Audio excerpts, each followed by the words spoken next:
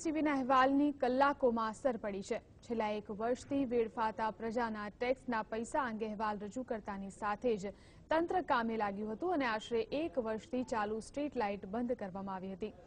મહત્વપૂર્ણ છે કે આજે જ વડાપ્રધાન મોદીએ મન કી બાત કાર્યક્રમમાં વીજળીની વાત કરી હતી, પણ તેમની સરકારના મોડેલ સ્ટેટ એવા ગુજરાતના એક ગામમાં પ્રજાના પૈસાનું પાણી થઈ રહ્યું હતું। અહીં એક વર્ષથી એક શેરીમાં આવેલી સ્ટ્રીટ લાઇટ બંધ જ કરાતી ન હતી। અહેવાલ રજૂ કરાયો તે પહેલા 24 કલાક જેતપુરની સ્ટ્રીટ લાઇટ ચાલુ રહેતી હતી।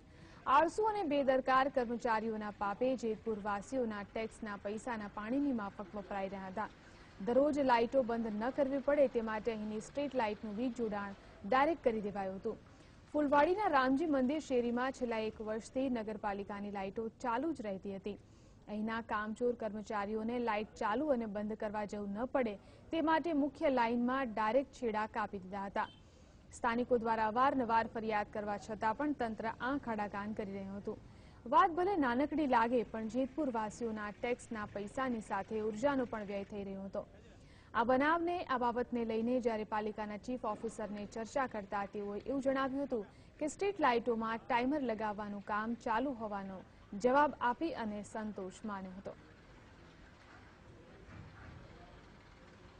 જેવું થઈ જાય ભાઈ ચાલુ છે તો ઉડી જાય તો આવતા નથી નાખવા 2 મહિનો 2 મહિના 3 મહિના થઈ જાય છે અમુક તો જોતા જ નથી। હા તે થઈ જાય આ થઈ જાય અને લાઈટ વાળા આવે તેને ગઈ તો એ અમારી નથી ઉપરથીનો ઓર્ડર છે કે જેતપુરના પોણા વિસ્તારમાં છે ને પોણા ગામમાં અમે બધે આટા મારી છે। અમને ખબર છે કે લગભગ બધે લાઇટો ડાયરેક્ટ રાખે છે।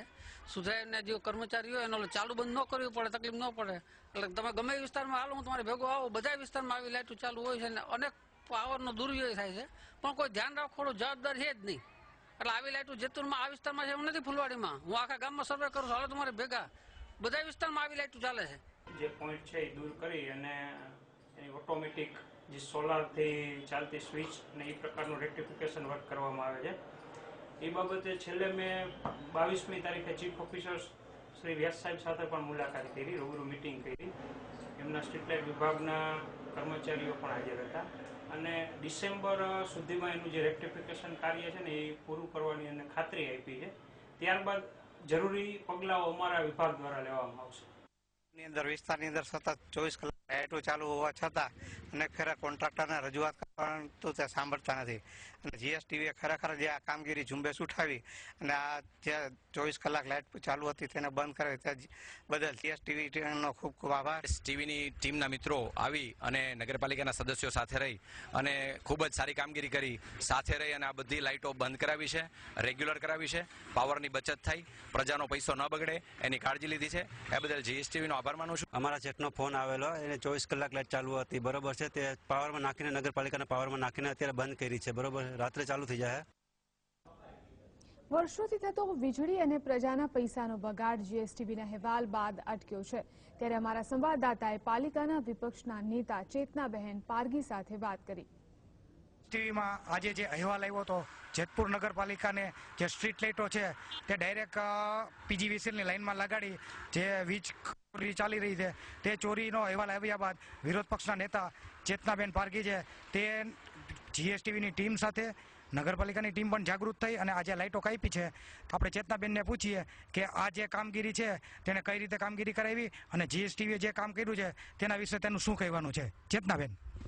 જીએસટીવીએ જે આજે મુહિમ ઉપાડેલી છે કે સ્ટ્રીટ લાઇટો જેતપુરમાં ઓછામાં ઓછી 2000 સ્ટ્રીટ લાઇટો એમનેમ દિવસે 24 કલાક ચાલુ રહે છે, જે વીજ બચત નથી, વીજનો બગાડ થાય છે એના।